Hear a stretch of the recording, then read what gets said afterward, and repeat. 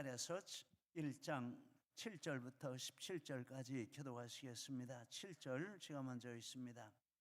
다리오 왕 제2년 11째 달 곧 스밧월 24일에 이또의 손자 베레야의 아들 선지자 스가랴에게 여호와의 말씀이 임하니라. 내가 보니 한 사람이 붉은 말을 타고 골짜기 속 화석류 나무 사이에 섰고 그 뒤에는 붉은 말과 자줏빛 말과 백마가 있기로 내가 말하되 내 죄여 이들이 무엇이니까 하니 내게 말하는 천사가 내게 이르되 이들이 무엇인지 내가 내게 보이리라 하니 화석류 나무 사이에 선 자가 대답하여 이르되 이는 여호와께서 땅에 두루 다니라고 보내신 자들이니라. 그들이 화석류 나무 사이에 선 여호와의 천사에게 말하되 우리가 땅에 두루 다녀보니 온 땅이 평안하고 조용하더이다 하더라. 여호와의 천사가 대답하여 이르되 만군의 여호와여 여호와께서 언제까지 예루살렘과 유다 성읍들을 불쌍히 여기지 아니하시려 하나이까 이를 노하신 지 70년이 되었나이다 하매 여호와께서 내게 말하는 천사에게 선한 말씀 위로하는 말씀으로 대답하시더라. 내게 말하는 천사가 내게 이르되 너는 외쳐 이르기를 만군의 여호와의 말씀에 내가 예루살렘을 위하며 시온을 위하여 크게 질투하며 함께 있습니다. 안일한 여러 나라들 때문에 심히 진노하나니 나는 조금 노하였거늘 그들은 힘을 내어 고난을 더하였음이라. 그러므로 여호와가 이처럼 말하노라. 내가 불쌍히 여김으로 예루살렘에 돌아왔은즉 내 집이 그 가운데에 건축되리니 예루살렘 위에 먹줄이 쳐지리라. 만군의 여호와의 말이니라. 그가 다시 외쳐 이르기를 만군의 여호와의 말씀에 나의 성읍들이 넘치도록 다시 풍부할 것이라. 여호와가 다시 시온을 위로하며 다시 예루살렘을 택하리라 하니라. 아멘. 할렐루야. 우리 하나님께서 우리 예배 중에 함께 하시고 또 은혜 주시는 줄 믿습니다. 오늘 말씀은 스가랴의 두 번째 환상, 이런 제목이 되겠습니다. 앞에 1절부터 6절에 첫째 환상이 나오는데 유다 백성에게 그들의 조상들이 불순종하고 징벌받았다 이런 내용을 말씀하시고, 그러나 너희는 조상들을 본받지 말고 하나님께 돌아오라. 그러면 하나님께서 너희에게 돌아갈 것이다. 이렇게 말씀을 하셨습니다. 거기에 의해서 이제 두 번째 환상 내용이 본문에 나오는데 예루살렘을 부흥시키시겠다라는 내용을 이렇게 환상으로 주셨습니다. 다리오 왕 제2년 11째 달 스밧월 24일에 스가랴에게 말씀이 있습니다. 7절 말씀에 양력으로 따지면 주전 520년이 되겠습니다. 하나님께서 스가랴에게 다리오 제2년 즉 주전 520년 8째 달 첫 번째 환상을 주시고 이어서 11째 달에 두 번째 환상 3개월 후에 이제 두 번째 환상 7절부터 17절까지 이렇게 3개월 만에 주시는 두 번째 환상이 되겠습니다. 그 환상의 내용이 6절에 8절에 보니까 한 사람이 붉은 말을 타고 골짜기 속 화석류 나무에 서 있는 것을 먼저 보았습니다. 한 사람은 다음과 같습니다. 그는 여호와의 천사라. 10절 11절에 보니까 10절에 화석류 나무 사이에 선 자, 11절에 화석류 나무 사이에 선 여호와의 천사. 그러니까 이 화석류 나무 사이에 선 이 존재는 하나님의 천사라 이렇게 말씀을 하고, 성경학자들의 글을 읽어보니까 여호와의 천사는 바로 구약시대의 그리스도시라 이렇게 설명을 하고 있습니다. 붉은 말을 탔는데 붉은 말을 피를 상징한다라고 했습니다. 여호와의 천사가 붉은 말을 탄 것은 예수 그리스도의 대속의 피 흘리심과 그리고 심판하심을 가리킨다. 이 중에 뜻이 있다라고 했습니다. 그렇게 보면 예수 그리스도는 대속의 피를 흘리시려고 초림하셨고 이제 심판하시려고 재림하신다라는 진리를 알게 됩니다. 화석류 나무 사이에 섰다라고 하는데 이 화석류 나무는 갈릴리, 사마리아, 예루살렘에 서식하는 상록수로 나와 있습니다. 꽃과 잎과 줄기에서 좋은 향이 나기 때문에 향수 그리고 차의 원료로 쓰인다라고 합니다. 그런데 성경에 이 화석류 나무가 종종 나오는데 느헤미야 때 초막절을 지켰는데 화석류 나무가 그 중에 중요한 제목이었다라고 말합니다. 느헤미야서 8장 15절에 너희는 산에 가서 감람나무 가지와 들감람나무 가지와 화석류 나무 가지와 종려나무 가지와 기타 무성한 나뭇가지를 취하여 기록한 바를 따라 초막을 지어라 하라 하였더라. 화석류는 하나님 앞에 절기를 지키는 일에 쓰임받는 중요한 이런 목재 재료 중에 하나다라고 하겠습니다. 이사야서에 보면 하나님께서 이스라엘 백성들에게 하나님을 간절히 찾으면 화석류로 찔레를 대신하게 하겠다 이런 말씀을 하셨습니다. 좋은 의미가 되겠죠. 찔레는 나쁜 의미고 화석류는 하나님의 축복을 상징하는 뜻으로 이렇게 쓰신 것으로 보겠습니다. 이사야 55장 6절 7절 그리고 그 이하 말씀 너무 이렇게 좋아가지고 한번 같이 읽으면 좋겠다 이런 생각이 들었습니다. 화면을 보시면서 우리 같이 13절까지 천천히 같이 읽겠습니다. 너희는 여호와를 만날 만한 때에 찾으라. 가까이 계실 때에 그를 부르라. 악인은 그의 길을, 불의한 자는 그의 생각을 버리고 여호와께로 돌아오라. 그리하면 그가 긍휼히 여기시리라. 우리 하나님께로 돌아오라. 그가 너그럽게 용서하시리라. 너희는 기쁨으로 나아가며 평안히 인도함을 받을 것이요 산들과 언덕들이 너희 앞에서 노래를 바라고 들의 모든 나무가 손뼉을 칠 것이며 잣나무는 가시나무를 대신하여 나며 화석류는 찔레를 대신하여 날 것이라. 이것이 여호와의 기념이 되며 영영한 표징이 되어 끊어지지 아니하리라 라고 말씀을 했습니다. 또 이사야 41장 9절 이하도 또 너무 좋아서 이것도 같이 읽어보자 이런 마음을 주셨습니다. 이것도 같이 읽겠습니다. 내가 땅 끝에서부터 너를 붙들며 땅 모퉁이에서부터 너를 부르고 내게 이르기를 너는 나의 종이라. 내가 너를 택하고 싫어하여 버리지 아니하였다 하였노라. 두려워하지 말라. 내가 너와 함께 함이라.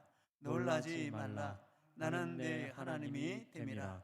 내가 너를 굳세게 하리라. 참으로 너를 도와주리라. 참으로 나의 의로운 오른손으로 너를 붙들리라.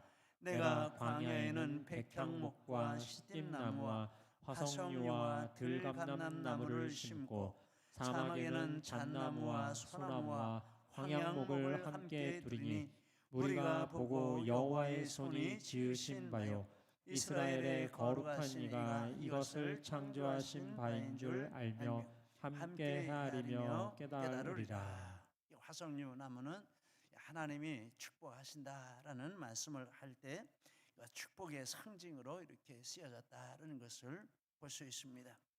그래서 성경 학자들은 이러한 특징으로 이 화석류 나무는 교회를 상징한다 이렇게 해석을 하고 있습니다. 교회를 상징한다.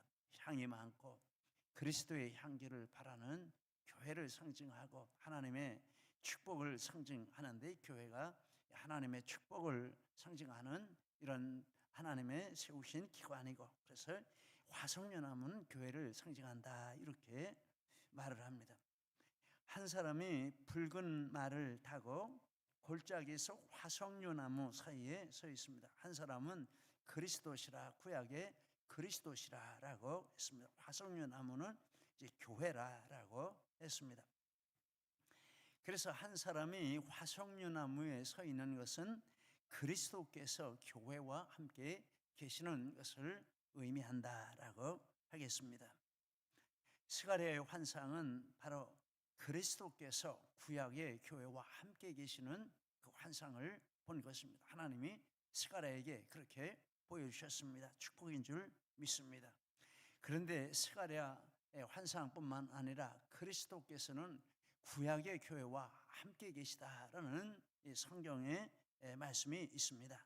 사도행전 7장 38절에 보니까 시내 산에서 말하던 그 천사와 우리 조상들과 함께 광야 교회에 있었고 또 살아있는 말씀을 받아 우리에게 주던 자가 이 사람이라. 시내 산에서 말하던 그 천사는 바로 구약의 그리스도신데 그 그리스도께서 광야 교회 이스라엘 백성의 출애굽에서 광야를 지날 때 그게 교회인데 그 광야 교회와 함께 계셨다라고 말씀을 하십니다.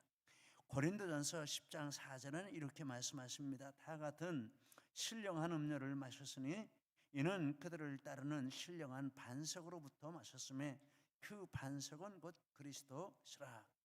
광야에서 이스라엘 백성이 반석에서 나는 물을 먹고 해가를 했는데 그 반석은 곧 예수 그리스도를 가리킨다라고 했습니다. 신비한 말씀이지만 구약 시대에도 그리스도는 교회와 함께 계셨고 또 우리 시대에도 그리스도는 교회와 함께 계시고 이 자리에 영으로 우리와 함께 계시는 줄 믿습니다.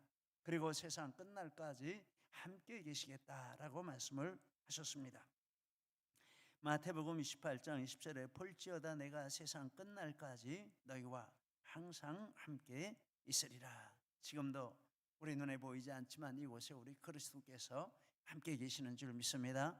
우리가 신령과 친정으로 드리는 예배를 기쁘게 받으시는 줄 믿습니다. 또 우리의 기도를 들으시고 응답하시는 분이 하나님이신 줄 믿습니다. 이 자리에 주님이 함께 계십니다. 할렐루야입니다.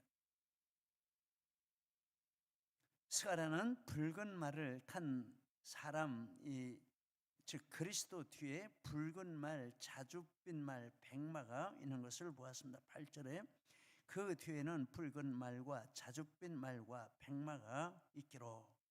그래서 스가랴가 붉은 말을 탄 그분에게 무엇인지 물었습니다. 9절에 내가 말하되 내 주여 이들이 무엇이니까? 그분이 대답하시는 내용이 10절에 나옵니다. 이는 여호와께서 땅에 두루 다니라고 보내신 자들이니라. 즉 말의 환상으로 보여진 이 존재들은 하나님께서 땅에 두루 다니며 살피고 하나님께 땅의 형편을 보고하도록 이렇게 사명을 준 존재들이라, 천사들이라, 이런 뜻이 되겠습니다.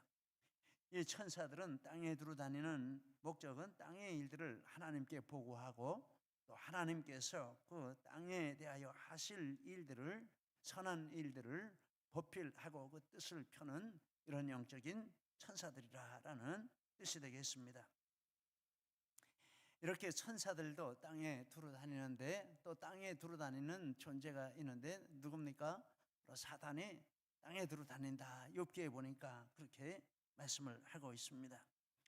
욥기 1장에 보니까 사단이 땅에 두루 돌아 여기저기 다녀와서 욥이 하나님이 잘해주시니 잘 믿는 것처럼 보이지만 재앙을 내리시면 하나님을 욕할 것이라, 이런 참소를 합니다. 그래서 욥이 재앙을 받았습니다.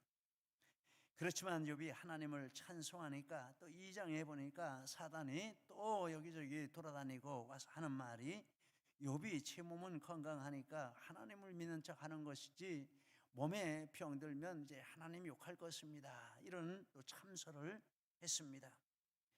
그래서 욥에게 중병이 들게 하고 부인도 떠나게 하고 이런 고난을 당했는데 그래도 욥이 하나님 앞에 찬송했다, 이런 말씀이 나오고 있습니다.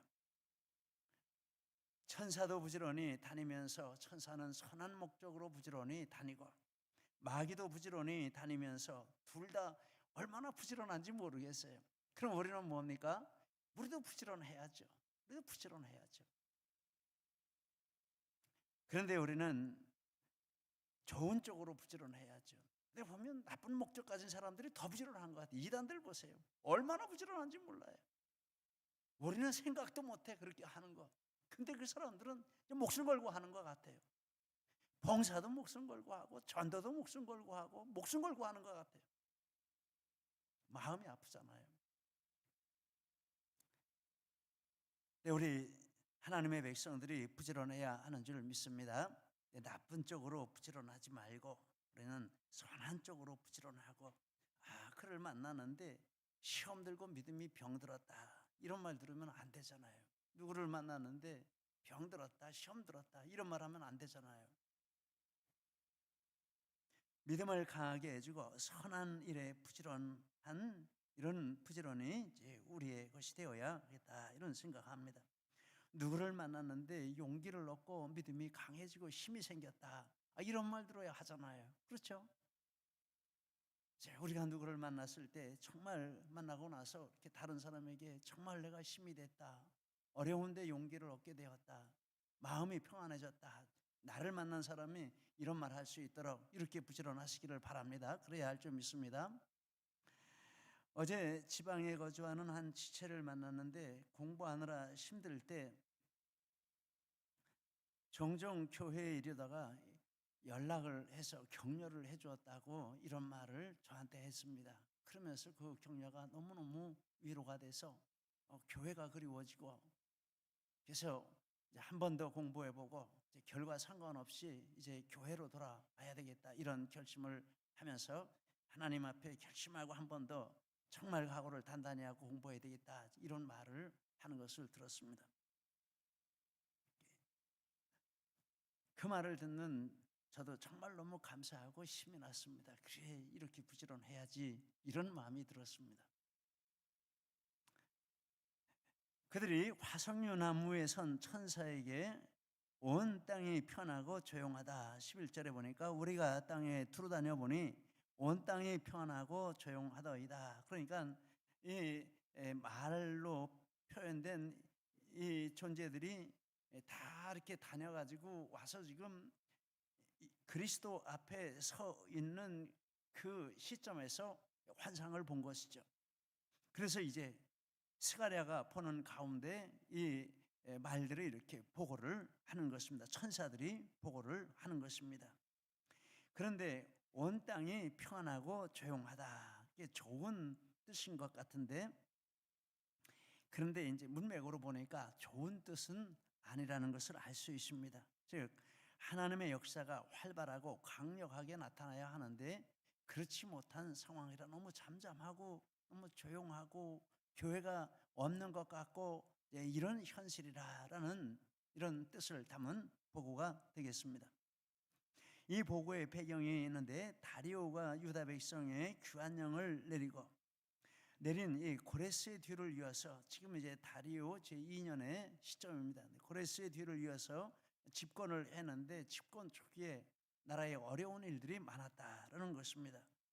그래서 중앙정부에서 예루살렘 성전 건축에 이렇게 신경을 쓰지 못하는 이런 상황이었고, 성전 건축이 중단되고 예루살렘이 황폐한 채 남아있는 상황이고, 이런 상황에서 성전을 건축하고자 돌아온 유다 백성들이 시르이와 좌절에 빠져있는 상황이고, 이것이 천사들이 이제 다녀봤는데 너무 조용하고 평안하고 아무 일도 안 일어납니다, 이렇게 보고한 배경이라는 것입니다.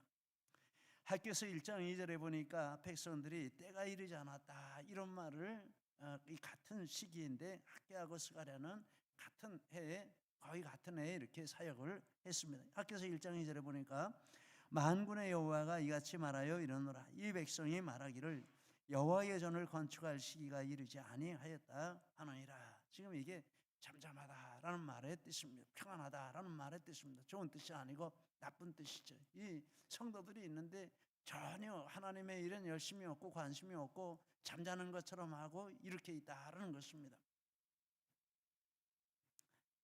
새 말들의 보고를 들은 여호와의 천사가 이제 하나님 앞에 기도합니다. 12절에 보니까 만군의 여호와여, 여호와께서 언제까지 예루살렘과 유다 성읍들을 불쌍히 여기지 아니하시려나이까. 11절과 12절을 연결하면 이제 11절이 이제 그런 어려운 상황을 가리키는 뜻이다라는 것을 알 수 있습니다. 12절에서 이제 구약의 그리스도께서 성부 하나님 앞에 이 예루살렘과 유다 성읍들을 언제까지 이렇게 버려두시려고 하십니까? 라고 중보하시는 내용이 되겠습니다. 그러면서 12절에 보니까 이를 노하신 지 70년이 되었나이다. 70년은 우리가 아는 대로 유다의 바벨론 포로 기간을 가리키고 있습니다. 지금 이 스가랴가 환상을 보는 때는 70년이 차고 70년째 되는 해에 귀환을 해서 성전 건축을 시작했다가 귀환한 지부터 18년 성전 건축 시작했다가 이 틀을 놓고 2년째 틀을 놓고 멈춘 지 16년째 되는 해입니다. 그러니까 하나님 벌써 70년이 마치고 이스라엘 백성이 귀환한 지도 이렇게 오랜 시간이 흘러갔지 않았습니까? 이런 의미가 되겠습니다.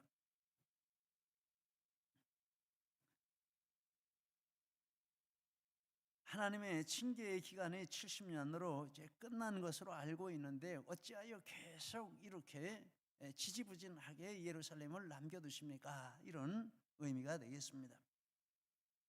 즉 구약의 그리스도께서 예루살렘과 유다 성읍들을 위해서 중보기도 하시는 것이다라는 말씀이 되겠습니다. 구약에도 예수 그리스도는 중보기도 하시고 또 로마서 말씀에 보니까 부활해서 승천하신 예수님이 신약의 교회를 위해서 계속 중보하신다 이런 말씀이 있습니다.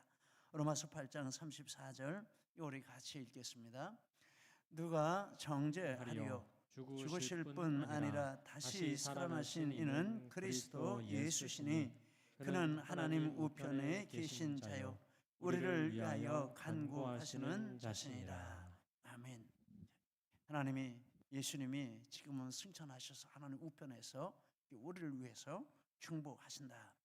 예수님의 사역을 크게 둘로 생각하라면 첫째는 대속하시는 사역이요, 둘째는 중보하시는 사역이고, 대속하시는 사역은 십자가로 이루셨고 중보하시는 사역은 현재 진행형으로 계속해서 교회를 위해서 또 죄 백성된 우리들을 위해서 예수님이 이렇게 중보하신다라는 것을 알게 됩니다. 감사한 일입니다. 그렇게 생각을 하면서 그러면 성도된 우리의 사명도 두 가지가 되겠구나 이런 생각을 하게 됩니다. 첫째는 대속의 사역이 있습니다. 전도에서 영혼 구원하는 이게 대속의 사역이죠. 우리가 대속물이 되는 것은 아니지만 영혼들을 하나님 앞으로 인도하고 예수 그리스도의 십자가로 인도하는 것은 예수님의 대속을 이루시게 하는 데 쓰임받는 중요한 방법인 줄 믿습니다. 우리는 이 사명을 가지고 있는 줄 믿습니다. 이 사역을 해야 하는 줄 믿습니다. 두 번째는 중보의 사역을 해야 합니다.